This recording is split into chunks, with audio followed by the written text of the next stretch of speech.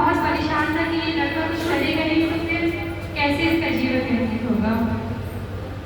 तो एक लड़का था, उसके फादर बहुत परेशान थे कि वो हर वक्त एक रूम में बैठ कर सोचा करता था। तो उसने अपने बेटे से कहा कि तुम जाओ बेटा, कबर्ड में घड़ी रखी है, घड़ी को निकालो और मार्केट में जाओ और पता करो कि ये घड़ी कितने की है। तो वो लड़का मार्केट में निकला और लोगों से पता किया कि बताइए इसकी कीमत क्या है।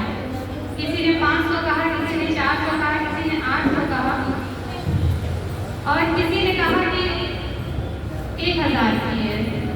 पूरा दिन लड़का टहलते घूमते फिर अपने घर वापस आता है और अपने पिता से बोलता है कि पिता ऐसी ऐसी बात है, किसी ने 400 रुपये की कहा, किसी ने 500, किसी ने 1000। तो फिर उसके पिता ने कहा कि ठीक है बेटा, तुम ये घड़ी उठा के उस कबर्ड में रख दो जहाँ से निकाले थे। लड़का उसी तरह उठा के कबर्ड में डाल देता है। फिर उस लड़की का अगले दिन जब सुबह उठता है तो उसके पिता ने फिर कहा कि बेटा घड़ी निकालो, आज फिर बाजार जाओ और बाजार जाने के बाद पूछो कि समय की क्या कीमत है। लड़का थोड़ी देर सोचता है, बोलता है ये कैसा सवाल है। फिर पिता ने कहता है, फिर पिता ने कहा कि नहीं बेटा तुम जाओ और पूछो समय की क्या कीमत है।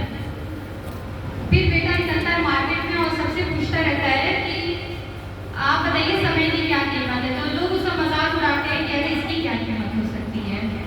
दिन भर निकल गया लड़के का यही पूछते पूछते कि समय की क्या कीमत है। लोग कोई पागल कहता था, कोई बेवकूफ कहते उसको भगा देता था।